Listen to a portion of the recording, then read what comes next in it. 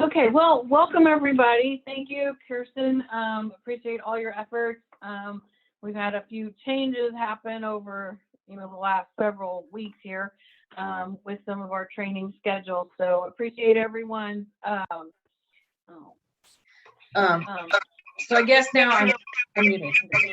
Oh, wait a minute. I got some technical here. How do I unmute?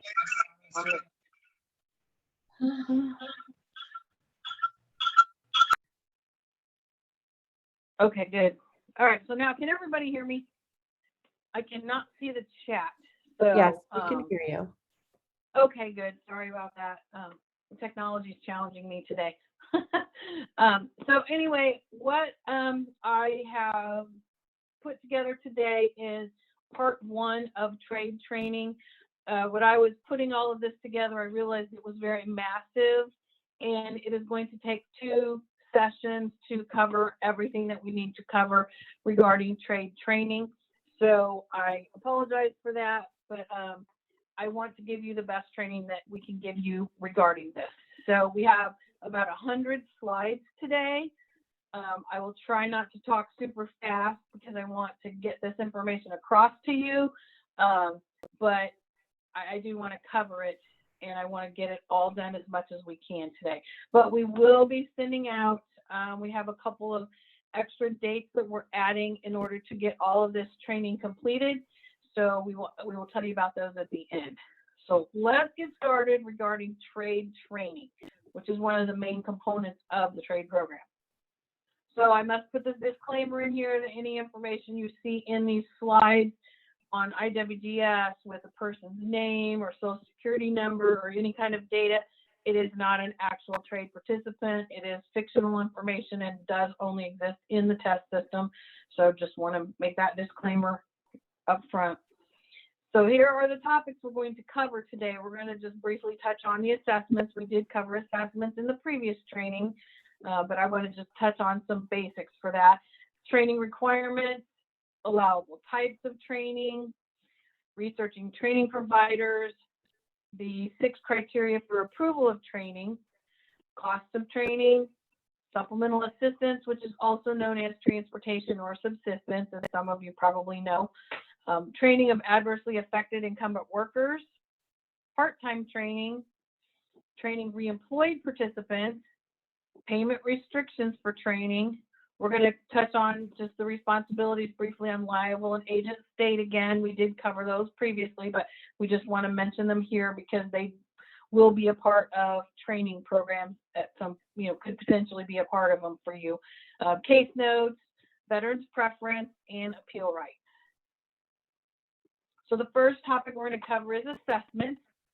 They, of course, we know initial assessments and comprehensive and specialized assessments, they must be made available to any trade participant, and they must include an assessment of the participant's interests, skills, aptitudes, and their abilities.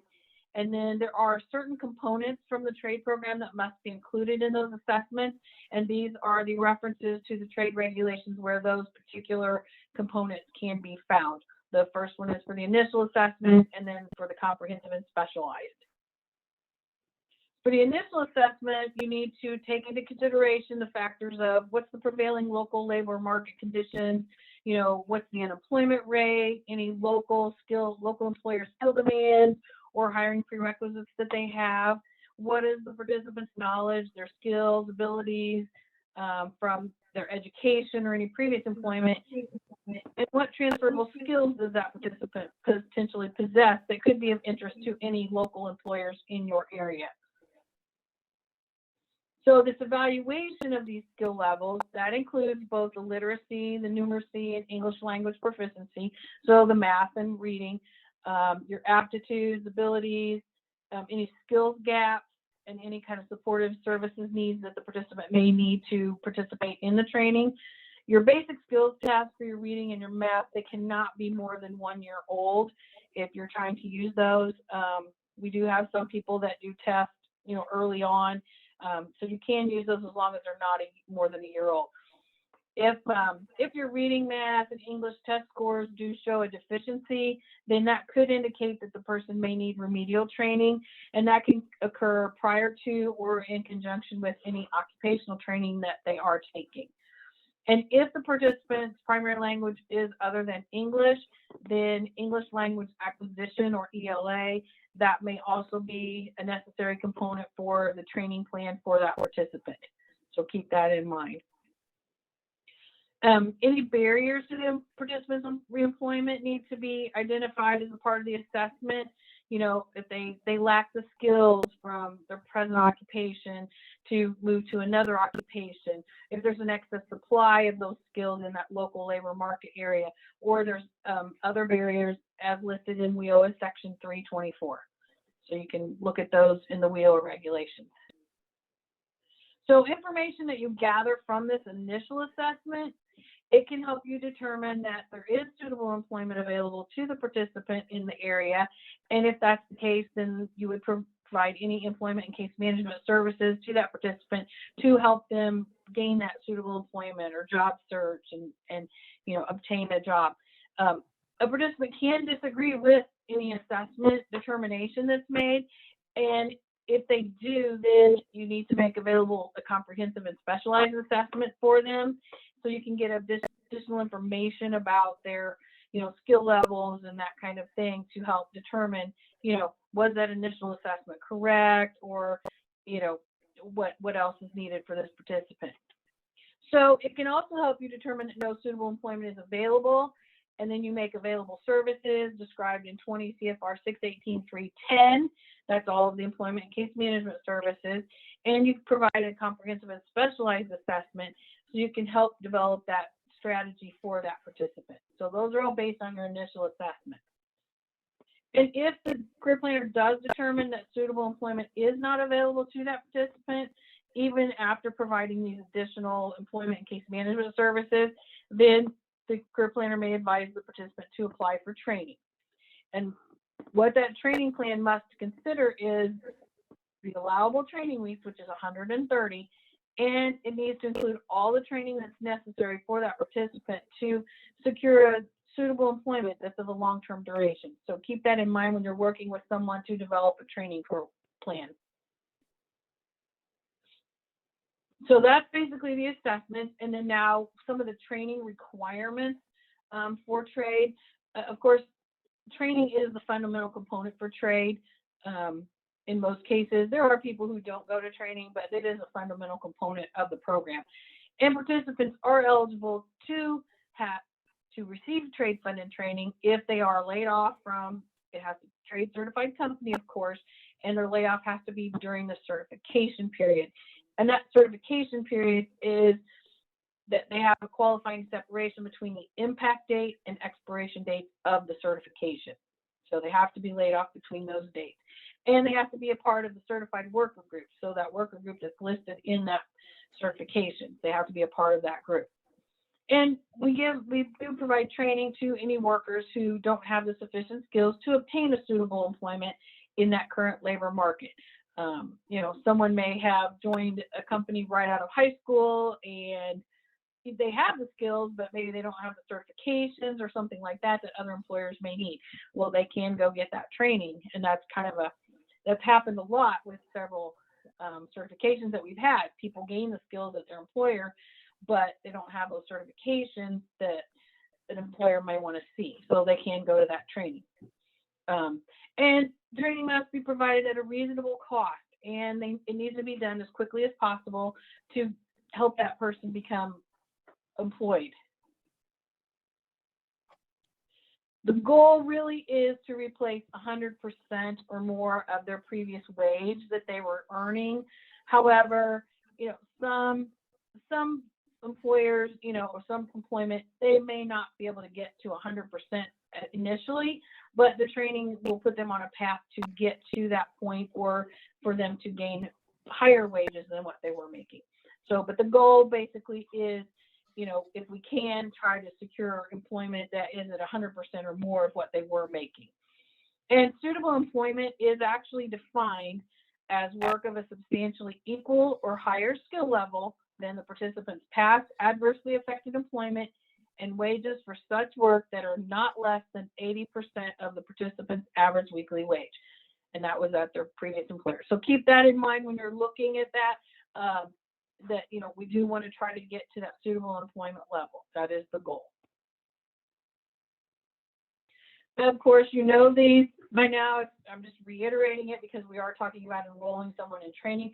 They must be enrolled in training by that 2626 or the 8/16 for 2021R TRA eligibility deadline. That makes sure that they will get their TRA while they are enrolled in that training program. And of course, the 2626 or 8/16 for the 2021R people, it is the latter of the last day of the 26th week or 8th week for 2021R participants after the week in which the certification was issued, or the 26th week or 16th week for 2021R after the participant's most recent qualifying separation.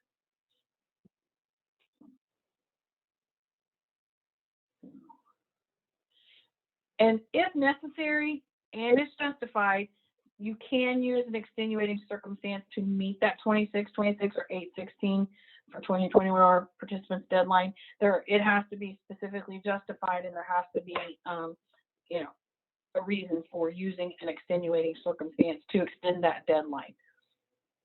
But it does happen. And again, you know, we covered this before. Here are the extenuating circumstances that can be used based on the program law. Here is the petition numbers that are applicable to each of these laws.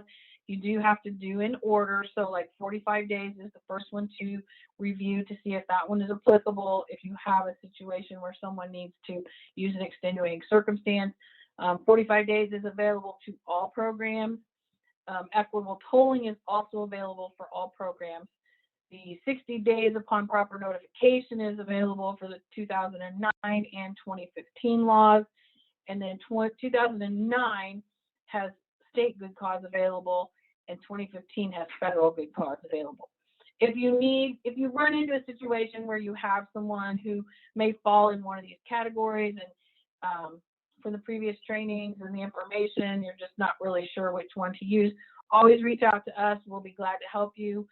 We do see a lot of the 60-day is a very popular one because we've been working in the 2015 law, of course, 60 days one, and we do use federal good cause in a few cases as well. So for training, anybody who is a trade affected worker, they can apply for training anytime after that certification date on which that worker group was certified. So that, you know, they can apply at any point at that point after it's certified. So your career planners, you must explore, identify, and secure any training opportunities to help that participant return to employment as soon as possible. So that is a part of what you do when you work with that participant to kind of help them get back to employment soon. And your training must be of the shortest duration necessary to return that participant to employment. So now I'm going to cover just some general facts. These are not all of the facts that we have listed in our current policy. It is just an outline of a few of them. You know, well, there's several here that I've included. I just kind of highlighted a few of the more important ones, but just keep these in mind that these relate to the trade approved training. So a participant is allowed only one training program per certification. We've covered that before, but that is very important for them to know. You can amend a training plan if, you know, is necessary as it goes along. We amend training plans a lot. It is a lifetime benefit for a trade affected worker. So if someone is laid off and right now they don't want to go to training, they want to pursue employment opportunities. Now, this is applicable to all certifications. However, someone under 2021R, if they do enroll in ATAA, they would not, they can't combine training with that ATAA. So it's like a choice. They either get training or they get the ATAA under 2021R. But other programs, they could do RTAA and training or training and RTAA in that order. But training is a lifetime benefit. so someone does not have to. However, if they do not enroll within that TRA eligibility deadline, they would not be getting their TRA during the training if they come back and do it later. So that is something that they should keep in mind. A training program can consist of multiple types of training. You can have occupational skills training along with remedial and or prerequisite training. We do see that in several cases that it can be multiple kinds of training for one training plan. And you can be full-time or part-time or a combination of both. Full-time and part-time may or may not affect the TRA depending on which program you are certified under for the participant, because under 2021R, participants can attend part-time training and potentially be eligible for TRA payments as well. But you cannot do part-time training and receive TRA under the 2015 law. So like I just said, all training must be full-time. And the full-time is defined by the training institution. So whatever the training institution designates as a full-time status, basically it's usually in the credit hours. Most semesters it's 12, and usually the summer is generally 6, but we have seen some training institutions who state that 12 hours in the summer is full-time. So just keep that in mind, that the full-time is determined by the training institution's rules. And like I said, participants certified under 2021R could maybe enrolled in full-time or part-time training and receive TRA. That designation or determination would be made by IWDS. A participant may refuse an offer of suitable employment while they're enrolled in or attending training. They cannot refuse an offer of suitable employment if they are on a waiver. So just something to note about training. All training must be geared towards obtaining suitable employment, and we defined suitable employment earlier. Training must meet the 6 criteria for training approval as outlined in the trade regulations, and we will cover those a little bit later on today.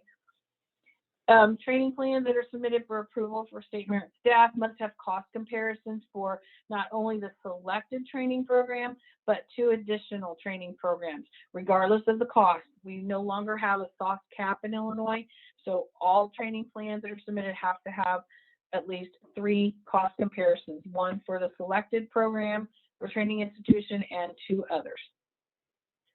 There are specific training benchmarks that must be met every 60 days. We will cover benchmarks in a couple of weeks. And trade can pay for 1 retake of a class that a participant may fail. If they cannot pay for a second retake of that class, if you have, WIOA funds available, you may pay for it under WIOA if your local area allows it, but trade can pay for 1 retake for a class. And online distance learning classes, they can be approved as a part of a training plan, but there needs to be a mechanism in place for you, the career planner, to track and document attendance and progress with any of the classes that they're taking. So that is a very important thing. They must be able to track attendance and the progress for that participant in that training plan. One thing that is kind of a new thing that I don't know if a lot of people have experienced yet, but we did find out that preparatory coursework is an allowable cost if it's instructor-led. If it's self-study, that is not an allowable cost under trade, but any cost for the instructor-led prep coursework, that must be included in the training plan prior to the end of the training. Ideally, we would like to see it at the beginning when you're asking for the initial approval. But if, later on down the road, you find out that there is a prep coursework that goes along with this training, you can request approval later and amend the training plan to include it. Transportation is allowed to attend that prep coursework as long as it meets all other transportation requirements.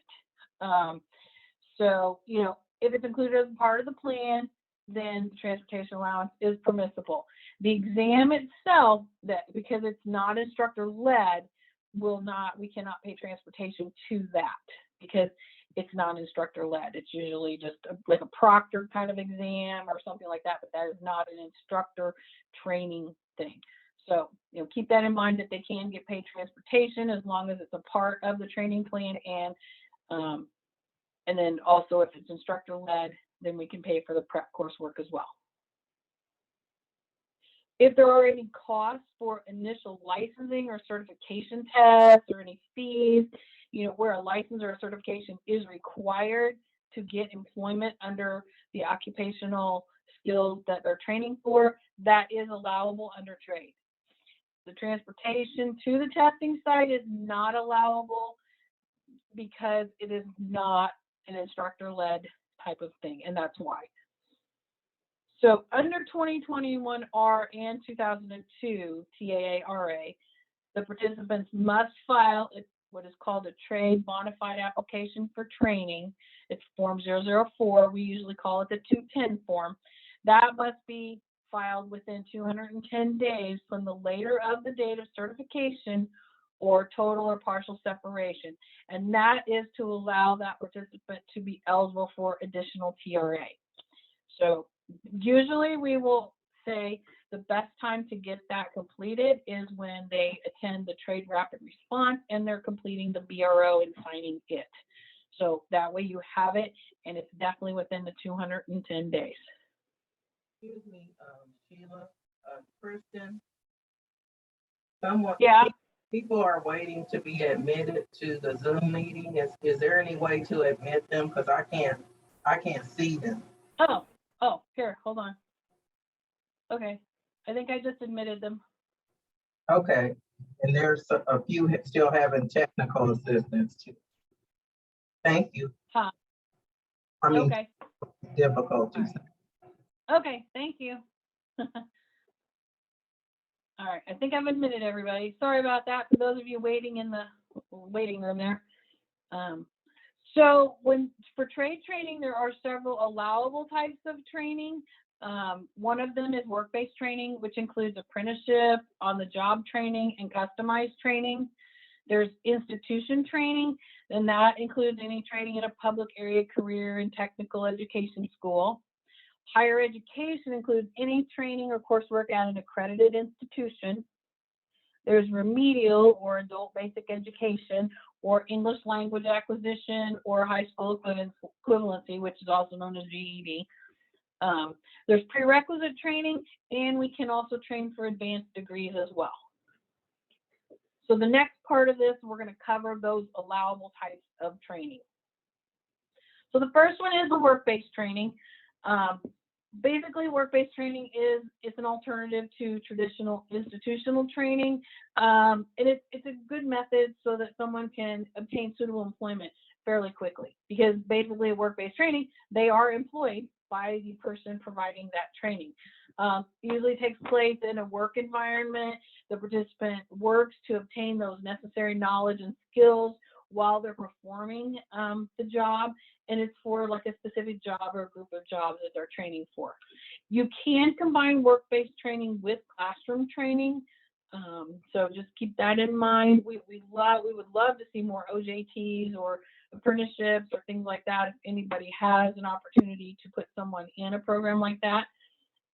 In addition to any specific requirements that need to be met for the work-based training, all other training requirements must be met before we can approve it. So they have to meet the 6 criteria of training as well, even though it's just a work-based training.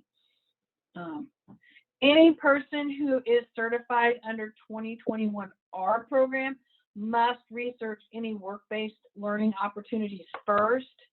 And in the 6 criteria for approval of training case note, you'll have to document what work-based learning opportunities were researched.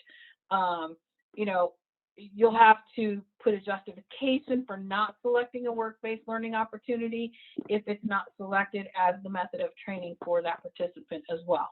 And there is part of the questions, one of them is, what work-based learning opportunities were researched. That's only for the 2021R program participants, but we will be seeing some of those. We are starting to see some certifications issued under that 98,000 numbering system. So those are the 2021R. For apprenticeships, those are basically a registered apprenticeship under the National Apprenticeship Act. They're registered through, I believe, the Department of Labor. It can include any other training programs that have a paid work-based learning component and a required educational or instructional component with it. And what you're going to gain out of that apprenticeship is some sort of a recognized post-secondary credential, some industry recognized credential for a particular type of job. So the thing is, with apprenticeships are the length of the paid work-based learning component cannot exceed that 130 weeks. And there are some apprenticeship programs that go well beyond that. So you have to be really careful, and you'll have to maybe potentially leverage the trade funds with another source to pay for the entire apprenticeship program for the person. So just keep that in mind for an apprenticeship. Like it says here, it could exceed the 130 weeks and can continue through the scheduled completion for the educational or instructional component for the apprenticeship. So just keep that in mind. If you do come across a situation where you do have someone that you want to enroll in an apprenticeship, reach out to us. We'll be glad to work with you. We've not had any yet, but I know it's something that everyone is trying to push. So definitely reach out if you have anybody and you need some assistance with that. We'll work through it together. So trade funds, when it comes to an apprenticeship, we can pay for any expenses for the educational or instructional component, any classroom distance learning costs, tools, uniforms, equipment, books, or anything like that. And under trade, the employer reimbursement is limited to 50% of that apprentice's regular wage rate. Participants that enroll in an apprenticeship program, they usually will not have access to TRA income support, and that's due to the income that they're going to be earning while being an apprentice. They will, earn a wage through that. Keep in mind, this could impact their HCTC eligibility if HCTC is available. So make sure that the participant is aware of that if they're considering this kind of a training option. If the participant is 50 or older, they could be eligible for RTAA, so make sure that they're aware of that. However, participants certified under 2020-1R, they cannot receive ATAA and training benefits, and that includes apprenticeships. So they have to make a choice. They either want to go back to work or they want to do training, right back to work right away and get the ATAA wage subsidy, or they want to do the training. They cannot do both, and they cannot do one and then the other. It is a choice for those 2021R participants. For on-the-job training, that is done through like a contract with an employer, either in the public, nonprofit, private sector. The participant is employed by that employer during the whole on-the-job training. The training is limited to 104 weeks for an OJT. And again, the 6 criteria for approval of training must be met along with any other trade training requirements for the OJT. So for an OJT, the career planner should determine whether the OJT can be expected to lead to suitable employment for that participant with that employer that's offering that OJT. It is a participant, do they have the skills that are compatible with the particular OJT that they're wanting to enroll in or, get that job? Does it include a curriculum where the participant's going to gain the necessary knowledge or skills to become proficient in the job that they're being trained in? And can it be measured by standards or some sort of target that will show that the participant is gaining the skills and the knowledge for the job? There is a DLL OJT Toolkit, and this is the URL where it can be found. It has a lot of useful information. We've reached out and got some of the information from it to help us with our policy and that. So, very good source to find it. It kind of more references WIOA than trade, but with the 2 programs and OJTs and that are very similar. OJT participants may receive transportation or subsistence payments if they're eligible, if they meet all the eligibility requirements for that. And any related skills or education training that's provided as a part of the OJT contract may be provided in conjunction with that OJT. It can be done at the employment site, an educational institution, or some other location that provides any kind of skills or educational training that's a part of that OJT. Trade funds, of course, can pay for the same type of things for OJT that it can for apprenticeships. You know, the expenses for educational, instructional components, you know, classroom costs, distance learning costs, tools, uniforms, equipment, books for that participant.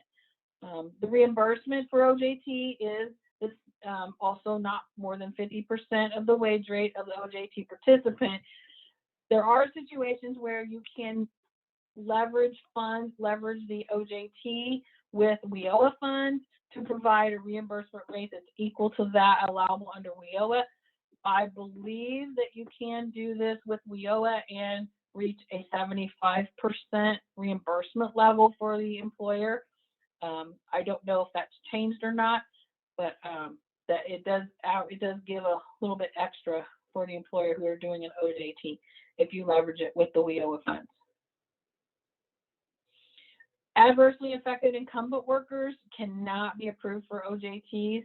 They have to be actually separated and be, you know, they have to be laid off before we can do an OJT for them. If the participants enrolled in OJT, like I said, they may be eligible for RTAA if they meet all the requirements for RTAA as well. And like I said, participants certified under 21R cannot receive ATAA and training benefit, including the OJT. So they can't do the apprenticeships. They also can't do OJT. They cannot combine ATAA and a training component. It's very important to remember for these new participants that will be coming in. The required forms for on-the-job training approval, there's a work-based training agreement. It's Form 8. It used to be the OJT agreement. We're changing it to work-based so we can include apprenticeships and OJTs and customized training all in one document.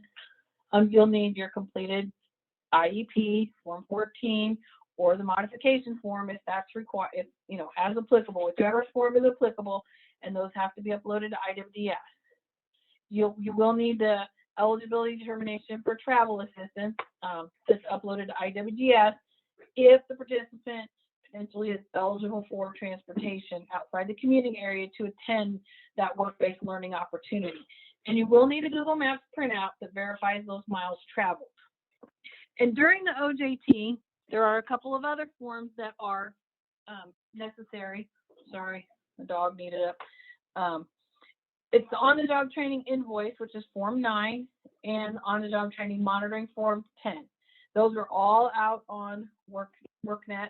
The work-based training agreement has not been updated yet to include the apprenticeship yet, but it is an OJT document at this point. We're working on updating those documents. Then there's customized training. So customized training is a training program that basically meets some special requirement for a single employer or a group of employers. It can be conducted by a training provider, a single employer, or the group of employers. And the employer must pay at least 50% of the total cost of that training. And there has to be a commitment for that employer to hire those trade participants once they complete that training program. Now, for a customized training, the approval is limited to training for a position other than the one that the participant currently has. So, it can't be you're training them for the position they have. And there is the trade transportation subsistence assistance form needs to be completed as well to support any kind of mileage reimbursement that would be received by the participant if they're commuting outside the area to attend the training. I've not seen a customized training yet. But if someone comes across one, then, definitely let's work through it together. So the required forms for customized training would be your IEP or your IEP modification form, whichever one's applicable to the situation for the participant. your Form 5, which is your eligibility for trade, transportation of subsistence, and the Google Maps that goes along with that if the person is going to be traveling outside the commuting area for work or the training. Your trade work-based training agreement, Form A. Those all must be uploaded to IWDS for us to review when you're sending in for approval. Institutional training is training that's at a public area career and technical education school and can be at community colleges as well. They can be approved by themselves, or it can be in combination with a work-based training component. Because we were talking about how they can go to training at a training institution along with the OJT or the work-based training and thing that they're doing. They can complete all or part of that training component through distance learning or online learning, but just keep in mind, we do still have to have that mechanism to document the attendance at that distance learning online training. That can be done through several different things, and we will cover that in the training session on attendance, I think on the 16th, if I'm not mistaken. So required forms for institutional training, your Form 14, your IEP, or your IEP modification form, whichever one's applicable, your transportation assistance form and Google Map printout, your verification of trade training enrollment, which is Form 6, that's needed for basically most trainings. Completed program tracking form, which your 6D or your 6E, depending on which one is applicable to the program that they're enrolled in.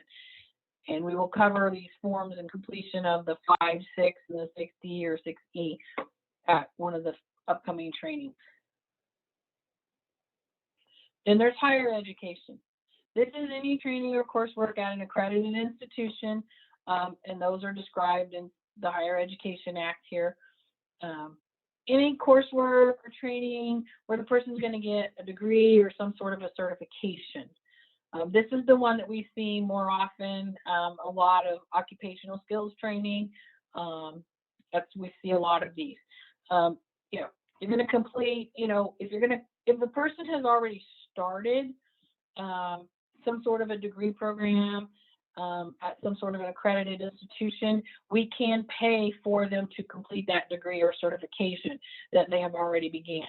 We've had a few of these where someone is actually taking training, they get laid off, and we can continue paying. We can pay for the rest of their training to get that degree or certification that maybe they've already started, or they started it years ago and then now they're going to go back to it. We can do that, so keep that in mind. They can complete it through distance learning or online. Once again, we have to have the mechanism to be able to track that attendance. This is very important. So your required forms, again, are basically the same as any of the others. Your IEP, your IEP modification form, your Form 5, which is your transportation subsistence form, the Google Map printout, your Form 6, which is the training enrollment form, and your program tracking form. All of these have to be uploaded to IWDS for us to review for the approval. Any other training? There's other training that can include remedial training. It can, career and technical education, prerequisite, or any other kind of training program that may be approved by the state. So it covers a whole lot of areas. So the first one is remedial.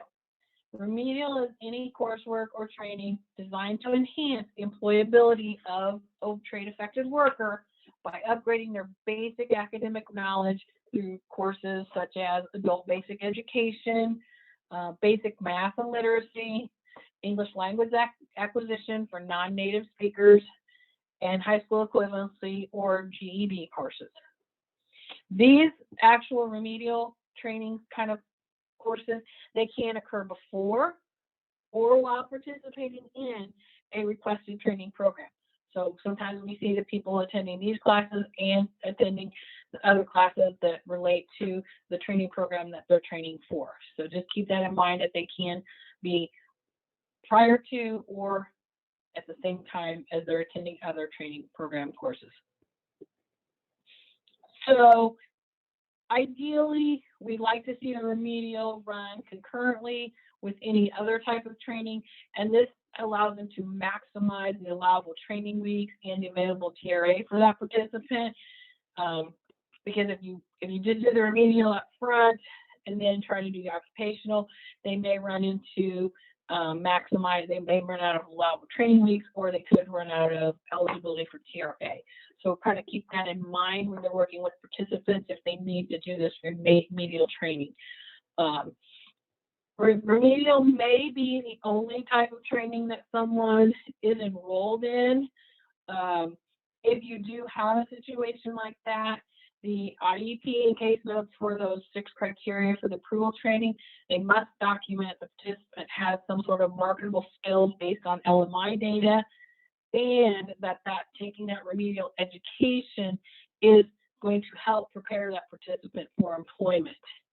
If you cannot document that they have marketable skills, then all the remedial training needs to be combined with occupational or some other type of training that is trade approvable that will help them lead to suitable employment. So keep that in mind when you're doing just a remedial type of training approval request, that all of this needs to be included, that they have to have some sort of a marketable skill based on LMI data for the area that they're looking for employment.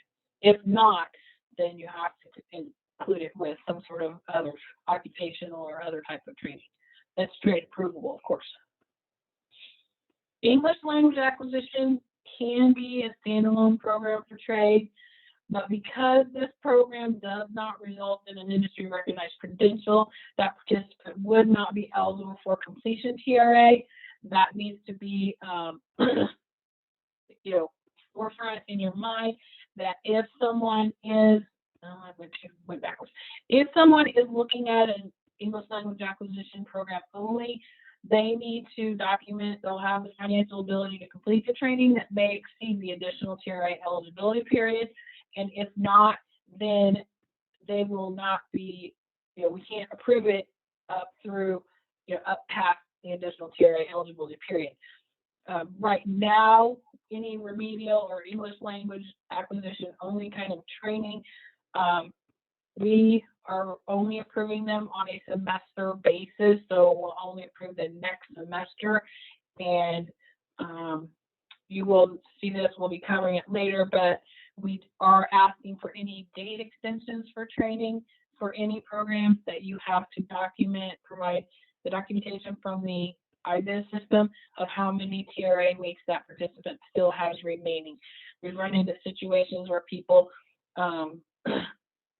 we have an approval request and it says they have enough TRA to complete the training through the date extension, and then it comes up on like 2 or 3 months prior to the end of that training program that we've approved, and the person quits training because they've run out of TRA eligibility. So now we want you to document how many more weeks they have for any date extension, because we have to make sure. It's basically to help ensure that we do have more successful completions of training for participants. And we don't want anybody to run into that situation where all of a sudden it's like, oh, well, now I can't complete training. I can't go on anymore because they can't financially support themselves. Our goal is to try to get them to employment. Required forms for remedial are the same as any of the others. Your IEP, your IEP modification form, your transportation form, Google Map printout, your trade training enrollment form, and your program tracking form, the D or the E.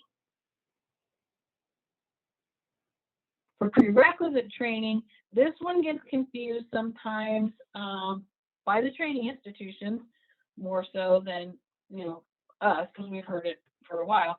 But it is coursework or training that is required by a training provider that must be completed before the participant enters an occupational training program. So it's not taking biology 101 before taking biology 201. It is, most of the time we see this prerequisite type of a thing in, basically the one that I think of the most of is like a nursing program. They have to have a set number of courses and type of courses before the training institution will actually accept them into an RN program. So that's basically kind of what the prerequisite is.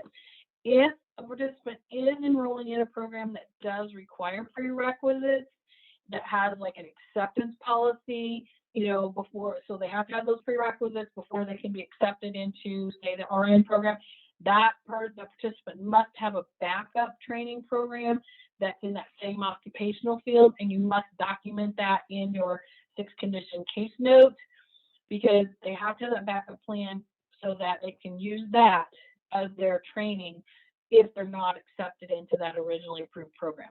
This is the nursing is the one that I can think of the most. I can't think of another one right off the top of my head, but I'm sure there are.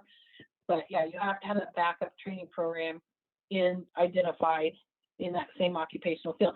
And that program must be used, it must use those prerequisite classes that are already taken to accept into that backup plan so that the person can get that certificate or degree for the backup plan. So keep that in mind if you've got a program where there's a prerequisite type of a thing, a situation. And wherever practical, your prerequisite training, if possible, run concurrently with the other types of training. So if they can take some of the prerequisite classes at the same time they're taking some others, great. If not, then try wherever possible. And required forms, the same as all the others again. IEP or IEP modification form, your transportation form, the Google Map printout, the trade training enrollment, and your program tracking form.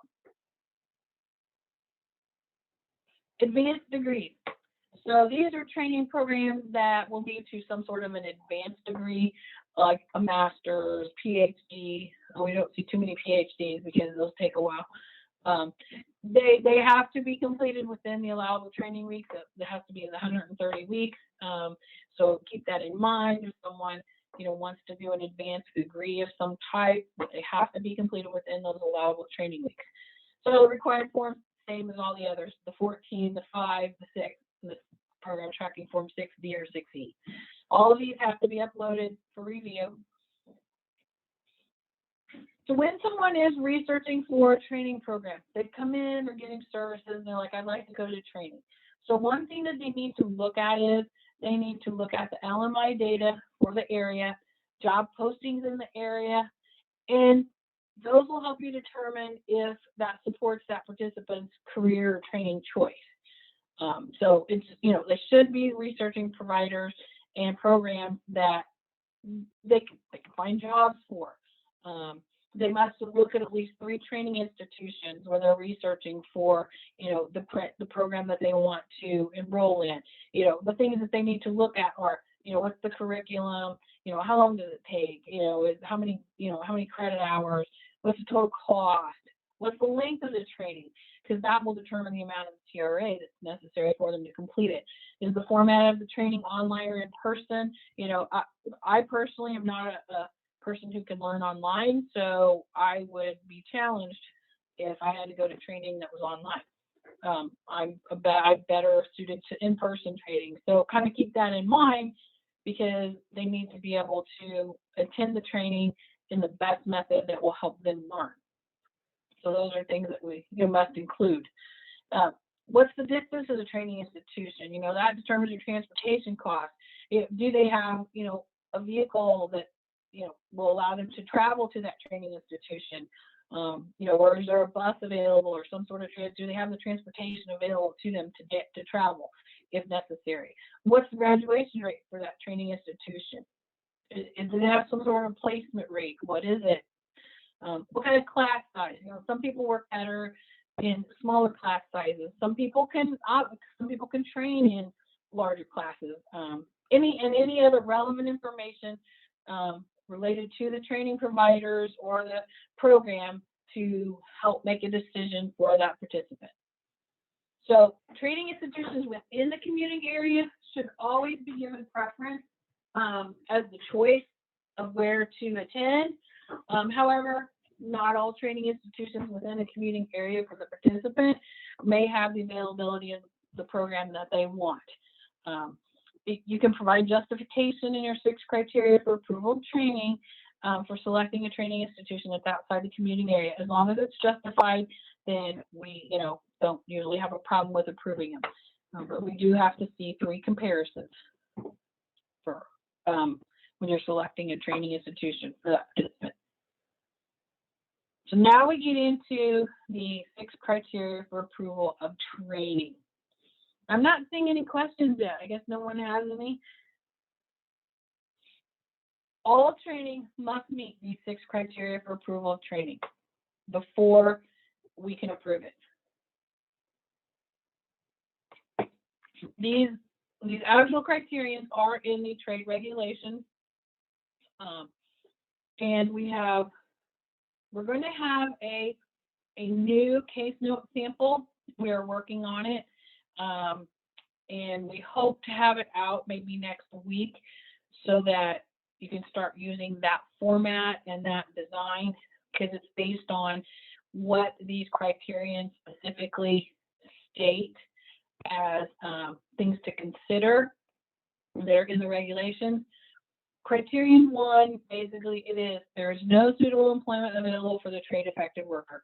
And when you see trade affected worker, we also kind of sometimes use participant in our policies and our forms and our things that we try. So just keep that in mind, that those basically are kind of one and the same when we're talking about our trade participants.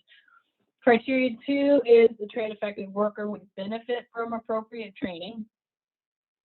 3, there's a reasonable expectation of employment following completion of such training. 4, the training is reasonably available to the trade affected worker. 5, the trade affected worker is qualified to undertake and complete such training. And 6, such training is suitable for the trade affected worker and available at a reasonable cost. So the career planner is going to consult that participant's assessment results in the IEP to determine if all these 6 criteria are met. They've got to be documented in a case note, and we're going to give you this sample 6 criterion case note document once we sort it out and everything. We'll hope to have it to you next week, so you can start using that as the sample, because it will answer the questions that we have listed under each of these criteria that we want to see in the case note. So Illinois also requires that the industry recognized credential that will be earned from the completion of this training being identified as what we call criteria 7, if it's applicable. And we want that to be included at the bottom of that case note as well. That industry recognized credential is needed for any participant who may need completion TRA to complete their training program. At the start, at the onset of a training program, you may or may not know if this person is going to need that completion TRA to complete that program. So that's why we ask for it up front. There are some programs that do not result in an industry recognized credential. And so you would have to just document that it doesn't, there is no credential that will be earned. And that person would not be able to get completion TRA. So Joel has a question. Where does the requirement that we investigate any work-based learning fit in with the 6 criteria for training? There is a question on one of these criteria. I'm not sure exactly which one yet. We will cover it here. We're going to go through these in depth, Joel. But it is asked as one of the questions. Like if you have a 2021R participant, then what work-based learning opportunities? We do have one of the questions on here. So we'll cover that here shortly. So for criterion 1, there's no suitable employment available for this trade affected worker. From the regulations, it states there is no suitable employment available for a trade affected worker in either the commuting area or another area outside the commuting area to which the worker intends to relocate, and there is no reasonable prospect of such suitable employment becoming available for the worker in the foreseeable future. I've put the definition here of suitable employment again. Of course, as we stated, it's, work of a substantially equal or higher skill level than their past employment and wages, not less than 80% of their previous wage. You document that with the LMI data. So when you're submitting for merit step approval, when we read the case note for the 6 criteria, for criterion 1, this is the questions we want to see answered. So you're going to use this based on your IEP development assessment of the participant. These are the questions that will answer criterion 1. What is the participant's layoff date and what was their rate of pay at their trade-affected job? You know, what does the labor market information say for that trade-impacted occupation? You know, is there a decline for that occupation based on LMI, or there's like a 0.5% growth? What is that LMI for that? From the assessment and on the IEP, what kind of transferable skills were identified for that participant as a part of that assessment? What barriers to employment were identified for the participant as a part of that assessment? What kind of prior training or degrees, certifications, licenses, or anything like that does this participant have? What kind of job search has the participant conducted? You know, have they've conducted job search and they've attended 3 interviews and no callbacks or no employment offers. You know, they've done job search and no one's called them for an interview. You know, just kind of a little blurb about what kind of job search have they done and what were the results and outcome of that.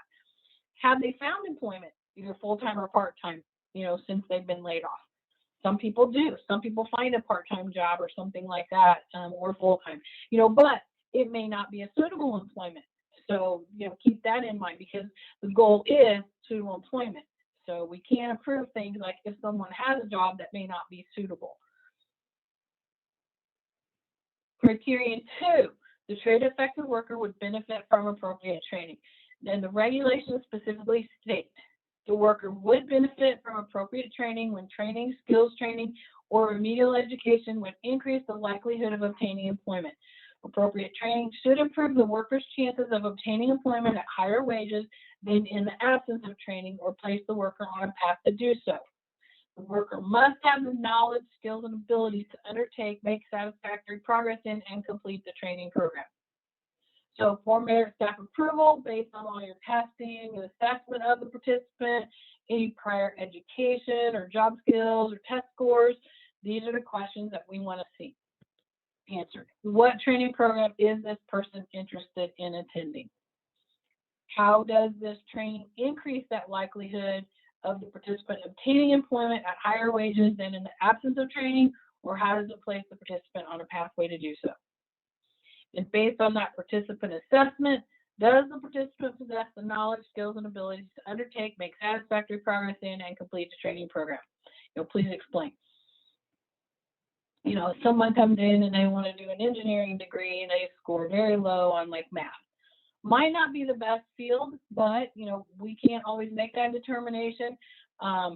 But, you know, you can maybe steer them towards, well, you know, do you think this is appropriate? You know, based on the assessment of what you're doing with that participant and you're working with them, and, you know, just try to steer them towards, you know, one of those training programs that meets kind of their skill levels or something. But, you know, we can't deny them that if the training institution accepts them into the program, you know, based on, you know, any assessments or test scores that they have, you know, we can't tell them that they can't do it.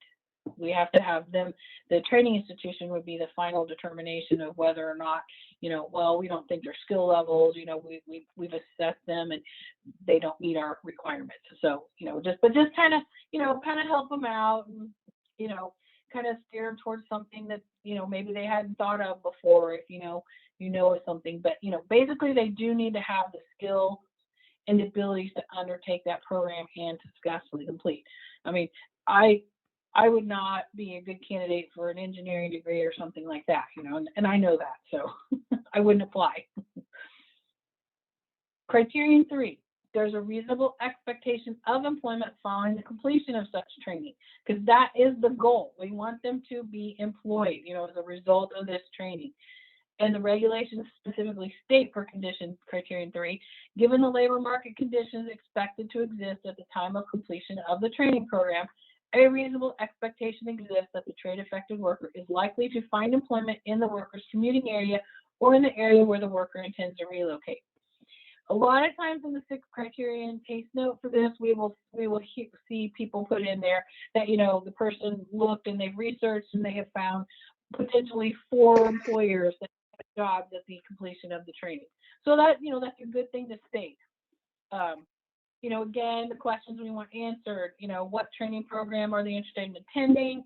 How does it, no, I'm back to criteria 2. Well, I was like, well, those 10 questions, sorry. How does the LMI support a reasonable expectation of employment in the commuting area? You know, does the LMI show there's 50 jobs available for this particular training program or something? So yeah, you know, following that completion of that training, it looks like there could be jobs. If the training is for a limited demand occupation, then provide support that there's a reasonable expectation the participant can secure employment in that occupation after completion of that training program. So it doesn't have to be a demand occupation. You know, I've seen cases where on the national level, it was not really a high growth area, but in the area where this person was located and they were training, they did have a lot of jobs for that particular occupation. So, you know, if you can support that, then definitely that's a good thing. You know, we want them to get into jobs that are in demand in the area where they want to work. So that can happen on a national level. It shows a different, you know, expectation of employment, but at that local area, they do have those jobs. If the training isn't an occupation, this is part of the question. If the training isn't an occupation that will lead to self-employment, then provide support that the self-employment will provide the participant with wages or earnings at or near the participant's wages from the adversely affected employment. So we can train for self-employment now. So that's a very good thing, because some people do want to go into that kind of a field. If the training is solely OJT, then provide support that the OJT will lead to suitable employment with the employer providing the OJT. And then here's the 2021R participant question. If you have a 2021R participant, what work-based learning opportunities were researched and or are available? If a work-based learning opportunity is not selected, then provide a justification for not selecting it. So this is where you would answer that question for those 2021R participants about those work-based learning opportunities for them. And there just may not be some for some areas. Some areas don't have OJTs available or any kind of work-based learning opportunities available to people. You just have to state that. For criterion 4, training is reasonably available to the trade-affected worker. The regulations state, in determining whether or not training is reasonably available, first consideration shall be given to training opportunities available within the worker's normal commuting area. In Illinois, that's 10 miles. Training at facilities outside the worker's normal commuting area should be approved only if such training is not available in the area, or the training to be provided outside the normal commuting area will involve less charge to trade funds. So for merit staff approval, we want to know the name of the training institution that's selected. What is the commuting distance to that selected training institution? It does, just because it would be a higher charge for trade funds, we may still approve it as long as it's justified. And you'll see that in criterion 6 where you justify the cost or the reasonableness of the cost. But this is that it's reasonably available. So what's the training institution? How far do they have to go to attend it?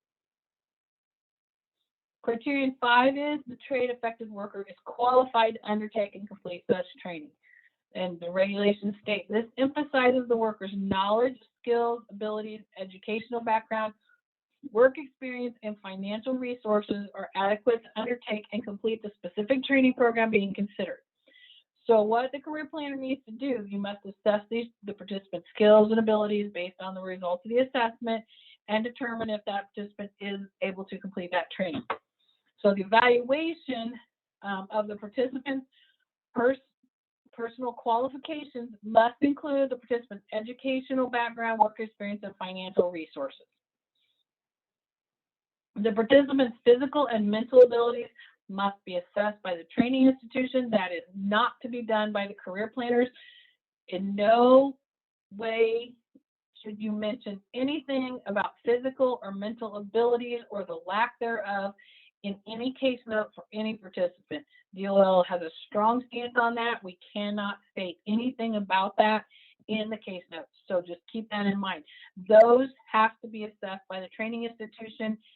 You know, that's up to them to do that, whether or not they feel like that person physically and mentally can complete that program. they have to make that determination to accept them or not. Do not mention anything about these in a case note.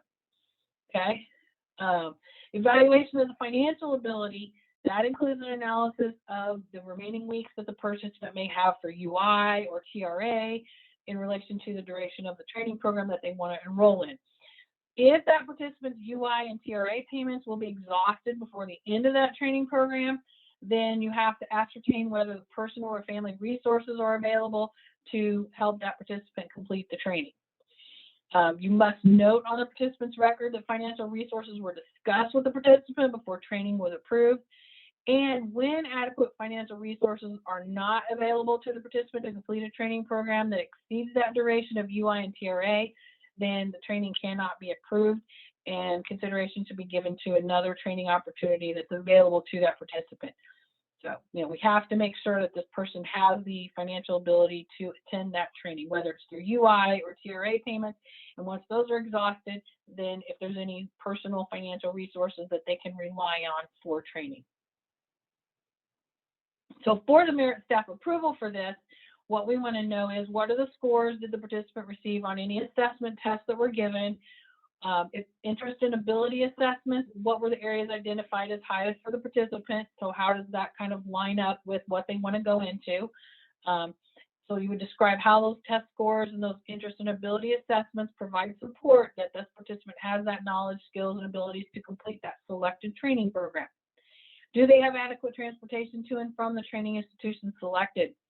And how many actual training weeks will it take for that participant to complete that selected training program? We have to make sure that it is within that 130 weeks that are allowable. And when you're doing actual training weeks, you do not include any breaks in training for breaks in between semesters for the training institution or anything like that. And initially it'll probably be just kind of an estimate of the number of weeks, because some of those training breaks you may or may not know at the point you're initially doing that, but do a best guess estimate as to how many actual training weeks that it will take. Usually semesters are so many weeks long, so you can kind of estimate it based on that, based on a course catalog of what courses need to be taken and how many semesters it will take. Does the participant have enough remaining weeks of UI and TRA payments in relation to the duration of the training program selected? What is the participant's benefit period end date? And that is, you can get that information off of the TRA claim details, off of IWDS. If the participant does not have enough UI and TRA payments for the duration of the training program, you have to provide support that they have adequate financial resources to complete the training program that exceeds the duration of UI and TRA payments. So please note that documentation, which means the TRA claim details printout from IWDS of TRA weeks available and BPE date, must be provided in an upload to IWDS. This is new. We started doing this because we were running into people running out of TRA, and we ran up against a situation where someone, their BPE had affected some stuff that we were doing with them. So we're asking for this documentation now to be uploaded. Criterion 6. Such training is suitable for the trade-affected worker and available at a reasonable cost. The regulations state the training program being considered must address the criteria in number 5 above, which we just covered, and the costs are reasonable by researching costs for similar training programs. So when you're looking at cost for training programs, these are some of the things that it may include, but they're not limited to this list. There could be other things. So you're talking about tuition, books, tools, computers that may be required, or any other electronic devices. If a person needs internet access that they don't have available to them, uniforms, other training related clothing, goggles, work boots, laboratory fees, academic fees that are required as a part of a program, supplemental assistance, so that's your transportation or subsistence, any kind of fees by the training institution that everyone must pay. There's always those fees. Initial licensing and certification tests and fees, if that license or certification is required for employment. So that's not an all-inclusive list, but these are some of the main things that we see. Approval is not limited to the least cost option if the extra cost is justified. So keep that in mind as well. For merit staff approval, what are the total costs of the training program selected? So all of those costs, tell us what, for, what is needed. Supplemental assistance, how much transportation is it going to be? What kind of licensing and certification tests and fees are there? What equipment, computer supplies that are necessary for the person to complete the training program? What are those costs? Are there any associated residencies or internships that are going to be required for this training program? And what are those costs? What 2 other training institutions were compared, and what are the total costs for those 2 comparison training institutions? If the costs for the training institutions selected are unreasonably high in comparison with average costs of the 2 comparison training institutions, provide a justification why this training institution was selected. We have seen cases where a higher cost training institution is selected and it's justified by, okay, the person only has to attend 3 semesters versus 5 semesters at the one selected, so it's a shorter training program. So, there's various things that we can, do, placement rates, graduation rates, or, whatever. There's a lot of different factors that can go into this. So if that person, if you can justify why that higher price one is the better option for that participant, then, justify it to us, and, we've approved them before. So it doesn't have to be the lowest cost, but if it's not the lowest cost one, then provide that justification. Like I said, why was the higher cost one selected? What's the reason behind it? There can be very good reasons for it. If a training institution is selected outside the commuting area, provide a justification for selection for that training institution. Some of them I've seen for outside the commuting area, the ones in the commuting area don't provide the program that the person wants to attend or something like that. So yeah, as long as you justify it, then, we should be able to approve it. Can't say definitely, but definitely provide a justification for it. And then criterion 7, which is just, it's an Illinois requirement for us. I mean, it is required by DOL as well at the point that they might need, and they would need completion TRA, but we always ask for it up front. What industry recognized credential will be earned by the participant after training completion? So if someone who they must apply for completion TRA to complete their training program, then it is necessary for them to have a program, that there must be in a program that results in that industry recognized credential. And because you're not going to know if they're going to need completion TRA at the beginning of the training program, then that's why we ask for it at the initial enrollment request, because we need to know that, so that we get up to the point where they have to file that completion TRA application. Then we really need to know that they're getting an industry recognized credential. So that's the criteria for training that all training must meet before we can approve it, and it must be in the case note. So just keep that in mind. So cost of training. So career planner, you're going to calculate all the estimated costs for the entire training program. Make sure the costs meet the 6 criterion for reasonableness, for criteria 6. Obviously there's an estimated, because you're not going to know every single cost at the beginning when you're trying to do the approval. Equipment, tools, computer supplies, they're allowed if they're listed in the course syllabus, if they're required of every student that's in that approved training program or the college. One thing to note is that OEs are not required to recoup equipment like computers that are purchased with trade funds once the participant successfully completes the training, or if there's evidence that the participant made a good faith effort to complete the training. If they do receive equipment like computers and they never start the training, or there was a bad faith attempt, the OES should make an attempt to recoup the cost of the equipment under the overpayment provisions that are outlined in 20 CFR 618-832. However, you can attempt it. It's not necessarily required, so just keep that in mind. One thing that you might want to consider in the local areas is a clawback provision, where the participant is made aware that if they drop or fail classes where specific equipment or supplies were purchased, that they must return those unless they're going to be retaking a class or continuing with that program otherwise. We've had situations where people enroll in a auto mechanic class or something, or training program, and they go first week and then they quit, and then they've got all those tools that trade program is paid for and we have no way to get them back. You're not required to. If, you know, so the thing is, like tools, one thing we try to tell people is don't buy the whole set of tools at the beginning. You only buy what's necessary for that particular semester. So then it's not like you're buying the whole complete set for them. You know, in case a situation like that would be where they would enroll and then just decide to quit training, you know, early on in the program. Supplemental assistance is the transportation or subsistence piece of training. It's payments that are made to help cover the expenses for traveling to a training institution that is outside the commuting area. And currently the commuting area in Illinois is 10 miles. You have to document the need for any transportation or subsistence payments in the participant's IEP. And to be eligible for it, you have to determine whether they're eligible by completing the trade form 005 and submitting that along with approval. And you also have to have the Google Maps that supports the mileage that's listed on the form. We'll cover how to fill out that form in a later training as well. Subsistence is a little different. It is usually used for people who travel outside of the commuting area, potentially to another state where they have to stay on site for the training.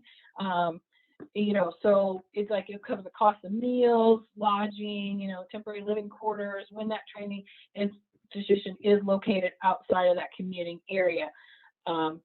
They can get reimbursed for subsistence only for the period when they're not receiving payments for those costs from any other source, and they cannot be made on the same day that they are getting a daily commuting transportation payment from trade or another source as well. And if there's an unexcused absence, then they don't get paid for those days as well. So just subsistence is, we don't see a lot of subsistence, but a lot of times we've had a couple of situations where people have attended training like in Georgia for like lineman school or something. And so we paid subsistence versus transportation. So if you have a situation where someone may need that, then reach out to us. We'll help you with it. It's not a problem. Transportation is what we see more often. This is to help reimburse any transportation expenses when someone's commuting to a training facility that's outside the commuting area. They're only paid on the actual days of travel or attendance and training.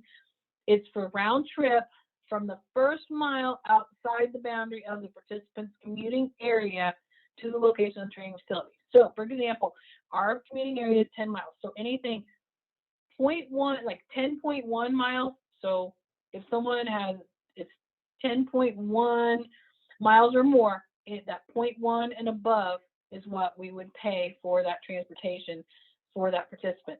The 10 miles that's not covered under trade can be covered by WIOA. So, example, if a participant's residence to the training institution is 13.5 miles, the participant is paid for 3.5 miles one way, which is 7 miles round trip from trade.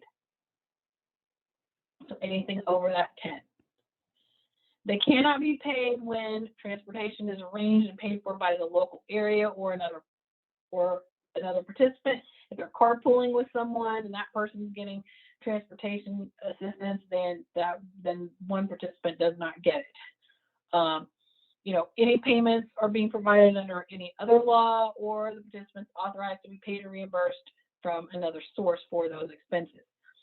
The daily transportation payment may not exceed the amount of a daily subsistence payment. That's why we do those comparisons on the Form 5. That would be payable if the participant resided temporarily in the area of training. In addition, other forms of transportation may be used.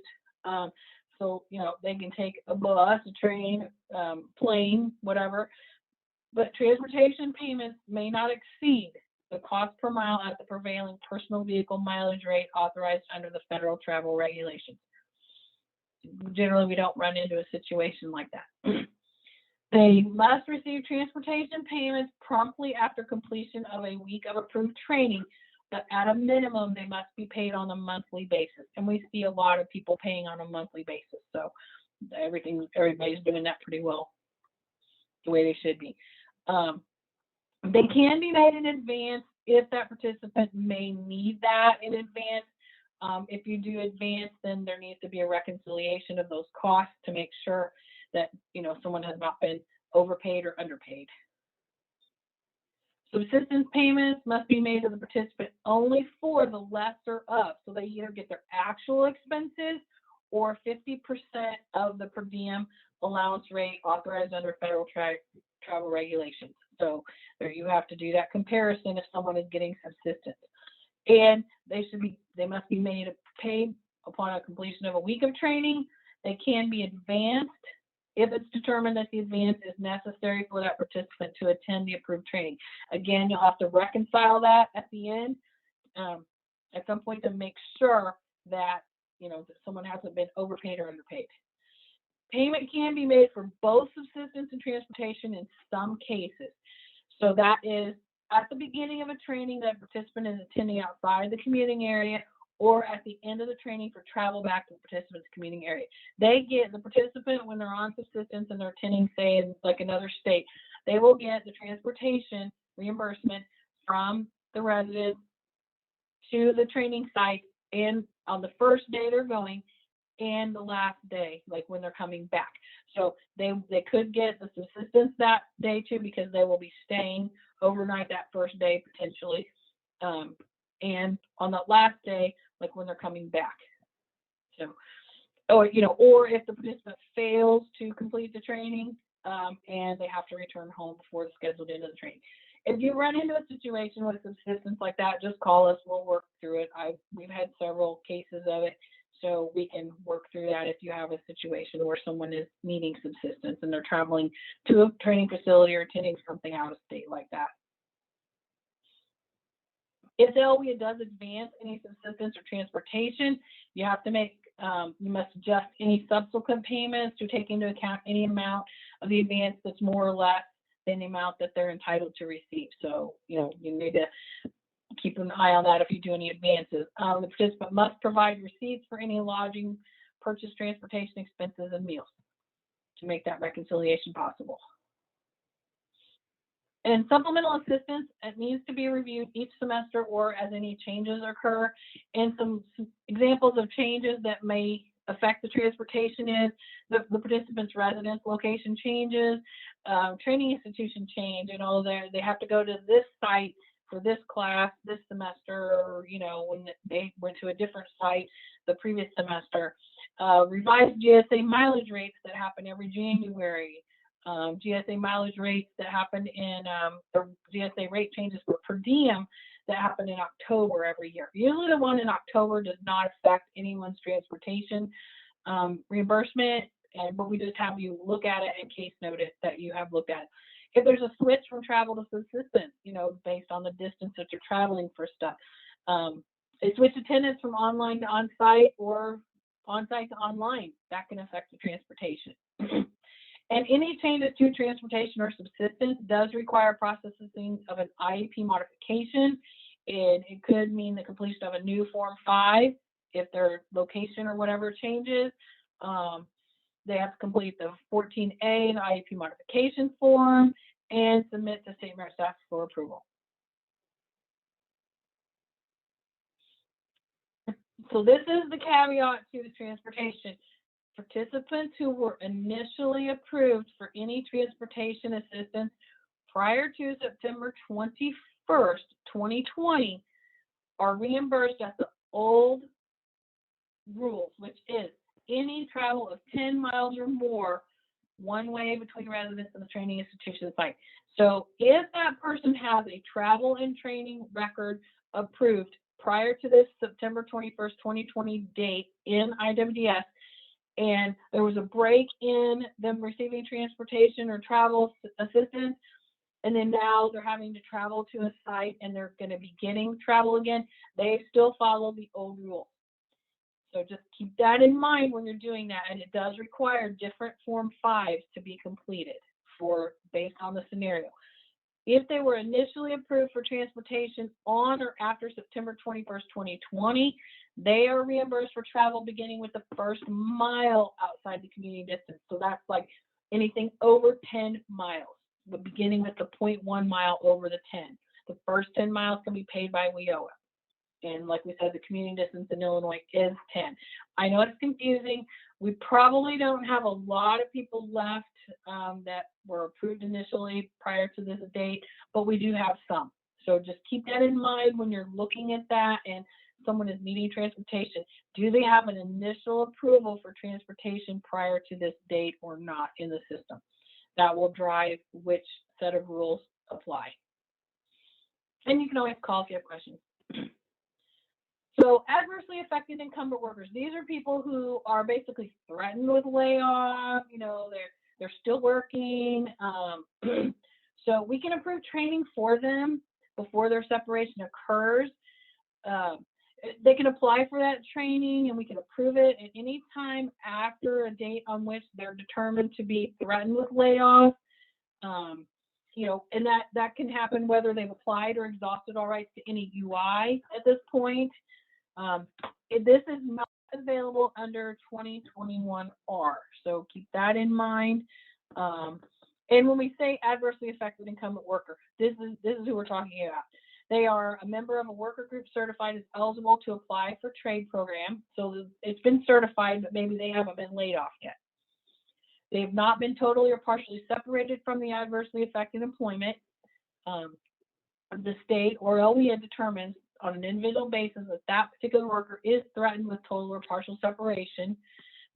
The training is for AAIWs is subject to all the same training requirements for any other training, except we cannot approve an OJT for them, and customized training may be approved if the training is for a position other than their adversely affected position. Now, if there is a loss of the threat to separation for those adversely affected incumbent workers, you know, the career planner must periodically verify that that threat still exists for that particular person. So you want to do that prior to each term for the duration of the approved training. If there is a loss of threat to the separation, then funding of the training must cease upon the removal of the threat.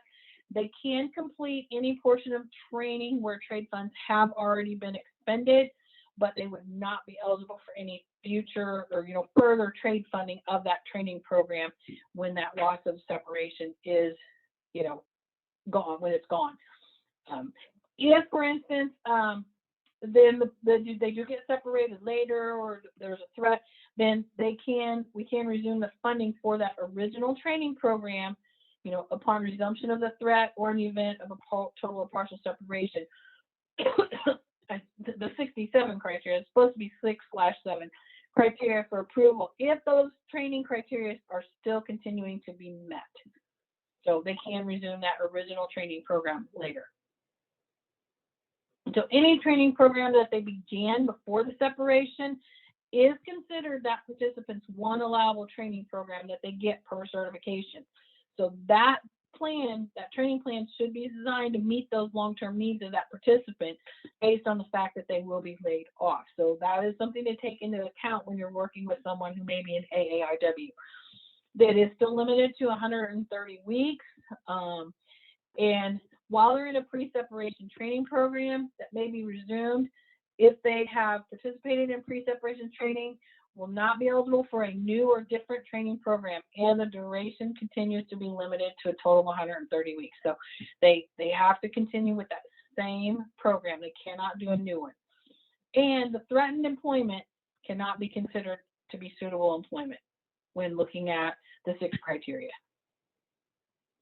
So upon the total or partial separation of these AAIWs from that threatened employment, then they become an adversely affected worker, and it's under these conditions. You know, the separation must occur prior to the expiration date of the certification period under which they were determined to be threatened. The total or partial separation must be for lack of work or plant closure. So keep in mind, they can't be fired or they can't quit. The state must amend that approved training program, and any time spent in training previously does apply to the duration limits of the 130 weeks. And then the state must make a determination on what other benefits under trade that the worker may now be eligible for, including TRA. So people can attend part-time training. There's a few things to note about part-time training. They can choose either part-time training or full-time training.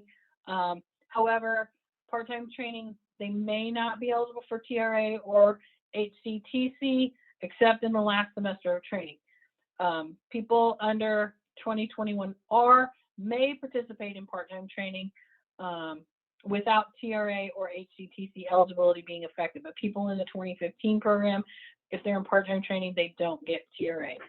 The training approval criteria that apply for full-time training does apply to part-time training, all the same stuff.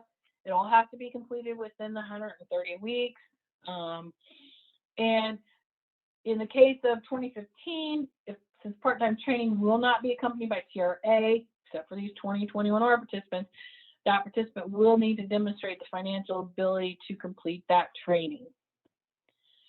Now, participation in part-time training, that may allow a participant to work full-time, even if the work is not suitable employment.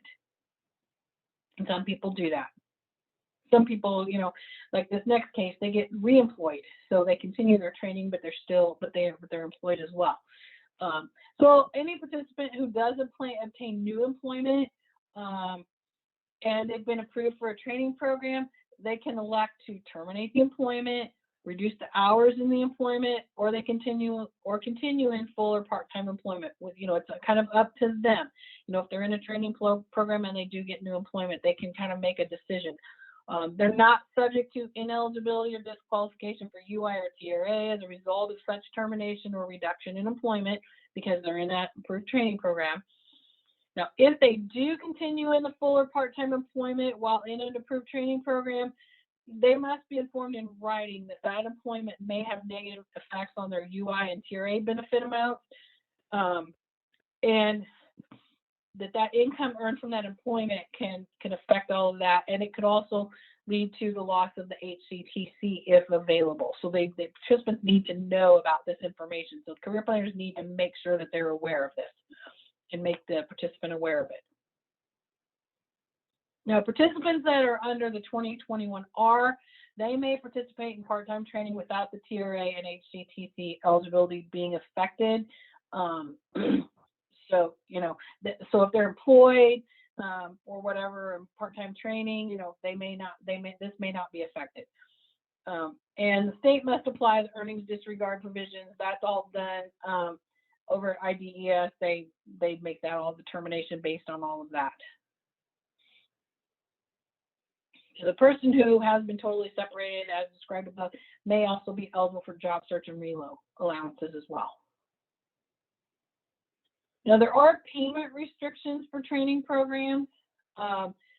Trade program funds are the primary source for federal assistance to the participants certified under a trade certification. If the cost of the training can be paid under trade, then no other payment for such costs may be made under any other provision of federal law. So, you know, trade has to be the first source of funding. There may be situations where another source, you know, through a federal or state or private funds may be available to assist that participant with training. So, you know, you just kind of have to assess it, but if trade funds are available, they must be the primary source of the assistance provided to them.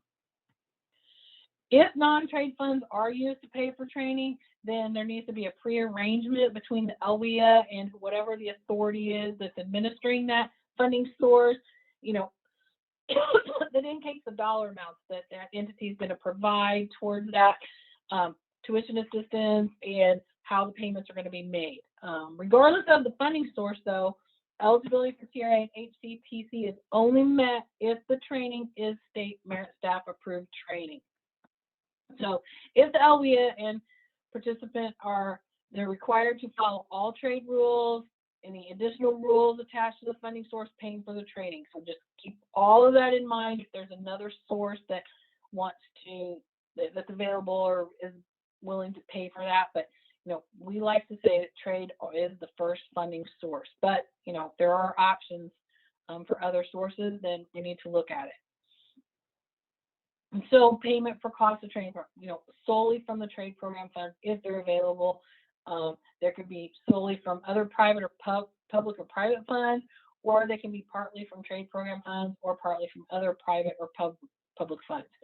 So there cannot be any duplication of costs. So you can't use trade program funds to duplicate any payments from another source, or vice versa. If there's costs that are already paid or reimbursable under another federal law, then they cannot be made from trade funds. When any kind of cost for a trade program are payable from trade, and they're also wholly or partially payable from another source, then the OEM must establish procedures to ensure that trade program funds do not duplicate those other funding sources and payments. So, we just cannot duplicate costs that are paid from, the different sources if there is such a situation. Cost sharing is permitted, so we can share training costs with other sources, but it may only occur if trade program funds are not available to cover that total cost of training, in those situations.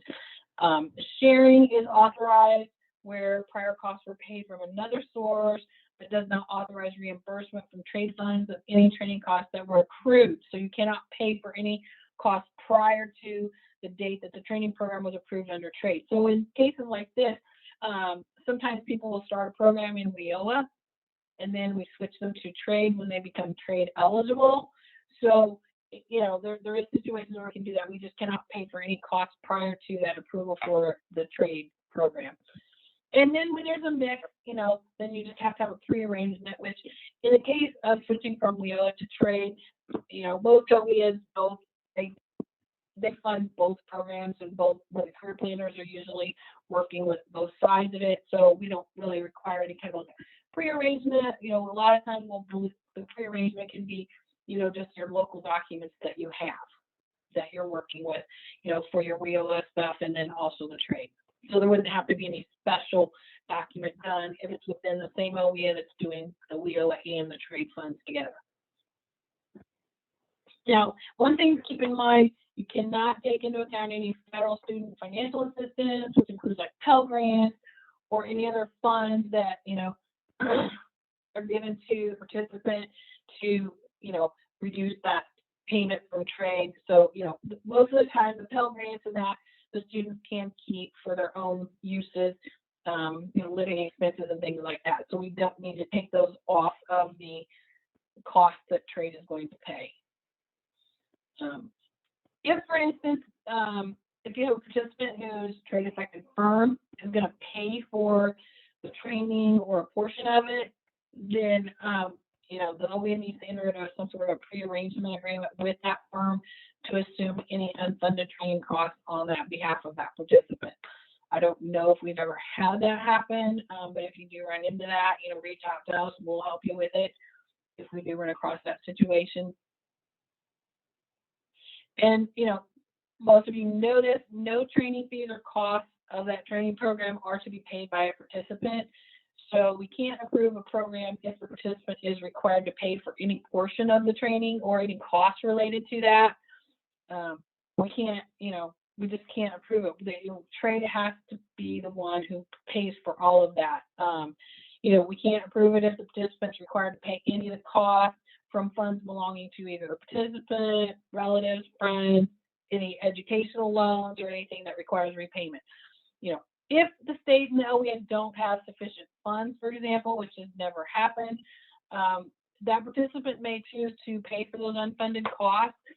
And in that case, then neither the local area or the state are liable for paying those costs. And, you must document that pre-arrangement in that participant's file. If the participant chooses not to pay the unfunded costs, then we would issue an Illinois waiver to that participant on the basis that training is not available in order to preserve their remaining basic TRA eligibility. This situation has never happened when I've been here since 2003. They usually give us quite a bit of money, and we have not run out yet. So if it ever happens, I guess we'll deal with it. And so I just want to briefly touch on the liable and agent state. We did cover this a couple weeks ago or whatever. Just remember, the liable state is the one that determines all eligibility for benefits and services for trade participants. Any approval of any benefits and services must be in writing to the agent state prior to the start of services. And Illinois State Merit Staff approval is also required. So these are the benefits and services. We'll see commonly your training approvals, extensions, revisions, and cessations, transportation subsistence approvals and modifications, job search reload allowances, approvals and reconciliations, and any ATA, RTA benefits, approvals, revisions, and payments. The career planner must make all IWDS entries just like they would for any participant, whether, you know, we are the liable or agent state. There's a couple of different service records, you know, depending on if it's an agent liable situation.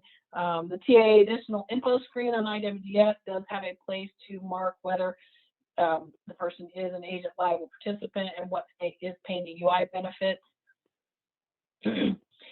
So when Illinois is the liable state, the career planners in Illinois must contact that agent state, trade coordinator, career planner, discuss the preferred method of communication for any kind of approvals or any forms or, you know, contact, and discuss any issues. Ensure the participant files that UI TRA claim with IWDS so they secure the eligibility for those TRA benefits. Ensure that any participants are provided trade rapid response services, including any out-of-state participants, so you just have to invite them for any situation where we have a certification that has out-of-state workers. Ensure the participant understands that they must work with and cooperate with both states in order to receive their trade services and benefits.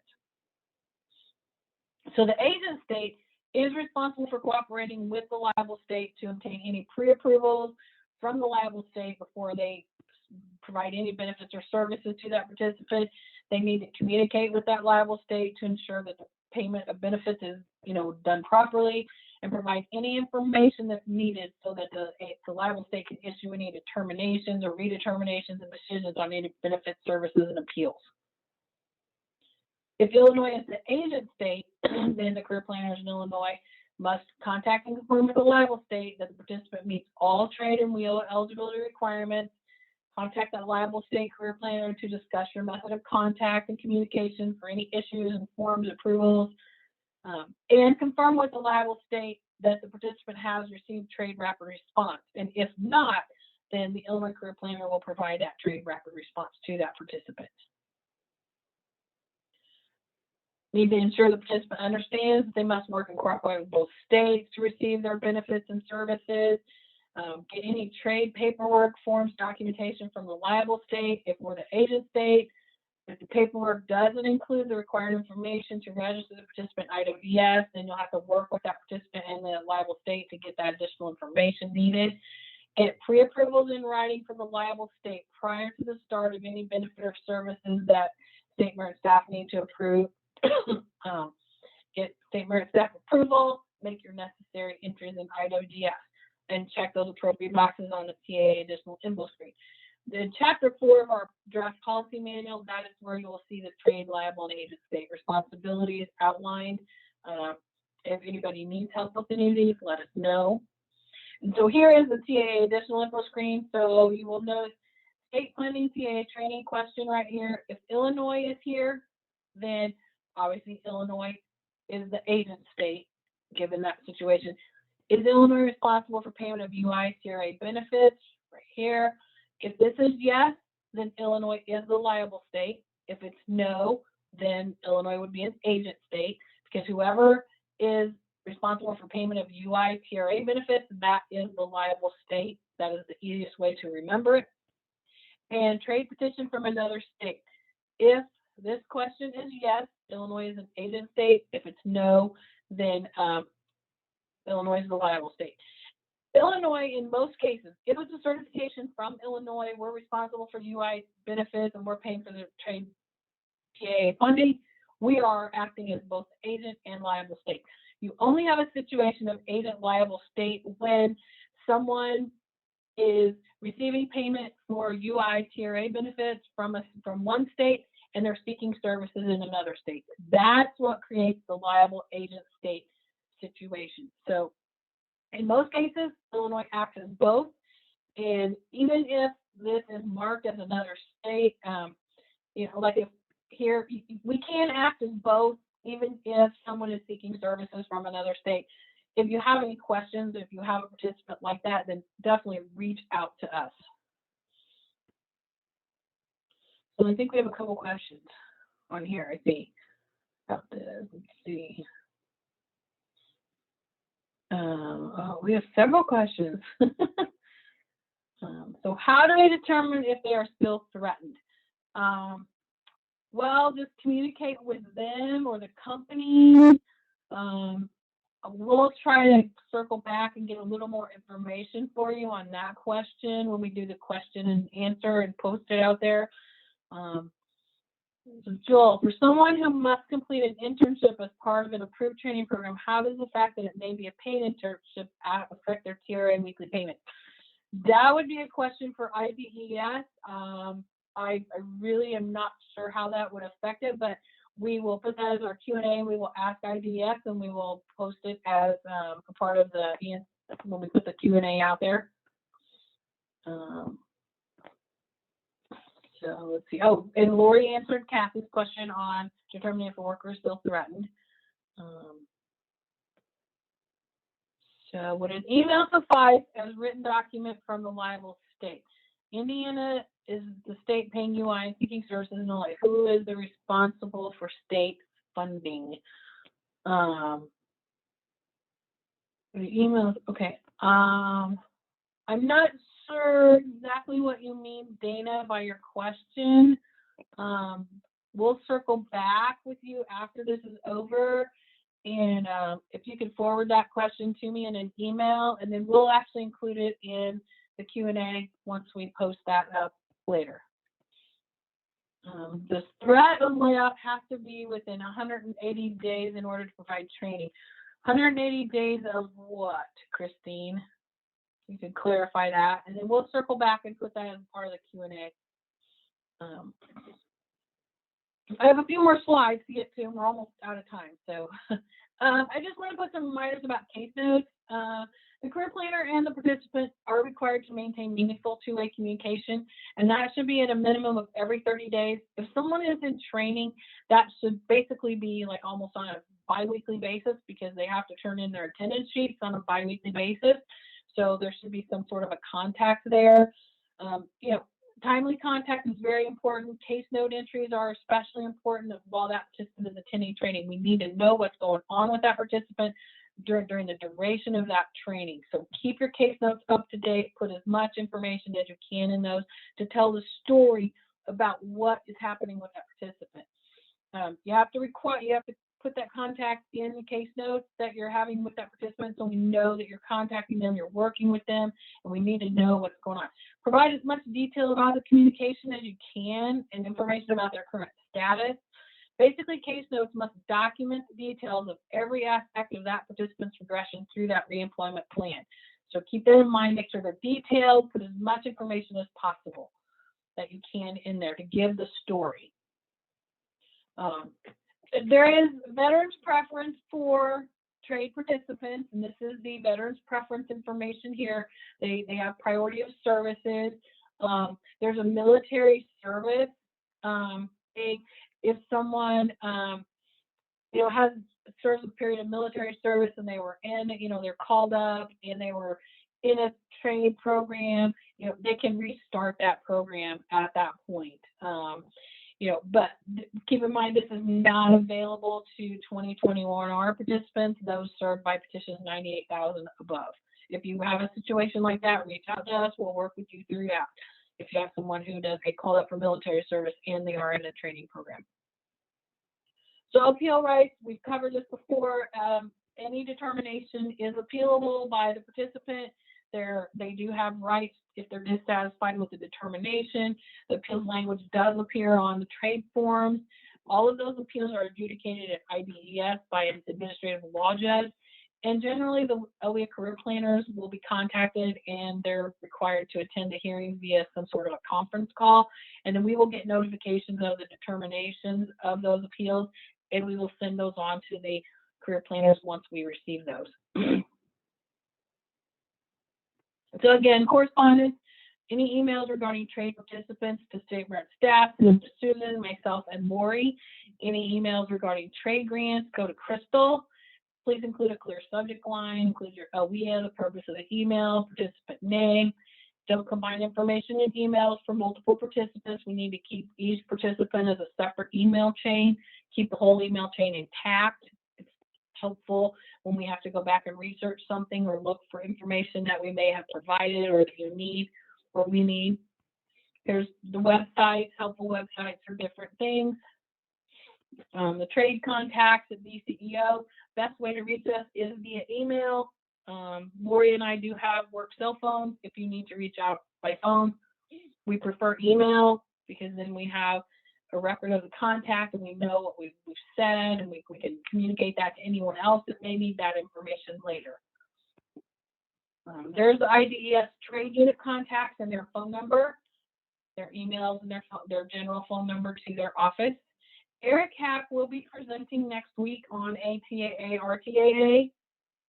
That will be the session on December 9th. So we've had a couple of changes in our trade training because this training portion was so massive that I had to break it up into 2 sessions to cover everything because I wanted to make sure I gave you an in-depth training. So next week we are going to cover ATAA, RTAA like we had planned. We are adding Tuesday, December 4th to our schedule to cover training part 2. We will cover the completion of the forms, and I will walk through the instructions like I did for the waiver document and completing waiver entries in IWDS at that December 14th training. So that's a Tuesday, and then Thursday, December 16th, we will cover attendance, benchmarks, breaks in training, including completion of the biweekly attendance form and IEP modifications and how to complete that form 14A. So just keep in mind, we're going to add this. You'll get an invite later on this. If there's any staff not on that invite that need to be included, please forward that to them and invite them. We would greatly appreciate that if you know someone that didn't get the invite, because we want everybody involved that needs to be involved. January 6th, because we'll take a break for the holidays. January 6th, we're going to cover job search and reload allowances. We are adding a Tuesday session, January 11th, for credential and measurable skills gains and exiting participants. And then our last session will be on January 13th, which will cover your taper, GRS, appeals, fraud, overpayments, and monitoring. So keep in mind the schedule has been adjusted slightly, a couple additions, and we've realigned a couple of training sessions. This is due to I'm going to have to be out from January for about 3 weeks of time, so we can't really extend the training any longer.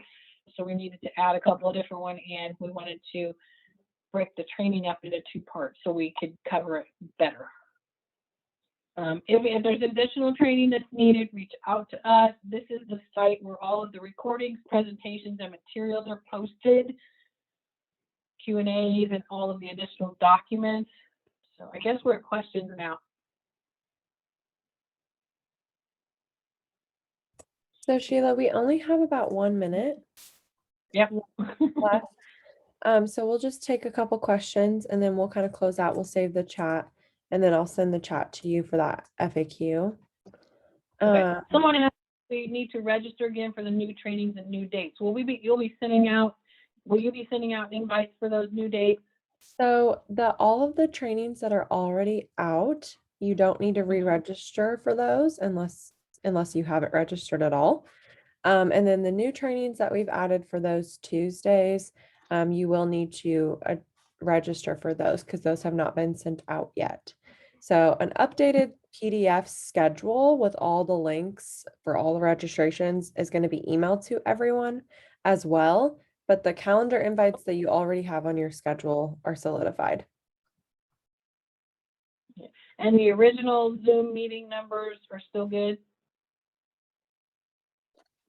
If you've already, I'm not exactly sure, I guess, what that question is referring to, Christine, but the Zoom links, the Zoom meeting invites that you've already received are still accurate. Yes. Kirsten, This is Chris Nagel. The Zoom meeting that was on my calendar this morning was the wrong number. That was my first problem in getting into the meeting. I had an old meeting number, so that's why I'm asking. An old meeting number. Right, the meeting number that I had on my calendar had changed. When I actually got in, it was a different meeting number. So I tried to sign in with the old number and it said a different date. So that would just be something to look at. Okay, I'll definitely look into that, but the calendar invites just have a registration link on them.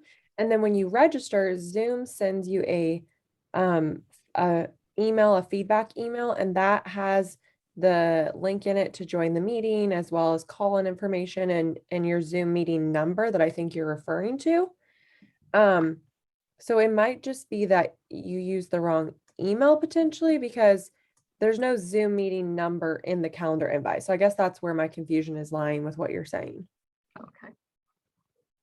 So I'm not 100% sure, but when I will look into that, and then when the PDF is sent out with all the updated trainings, you might just go back and make sure that you're registered for all the accurate ones.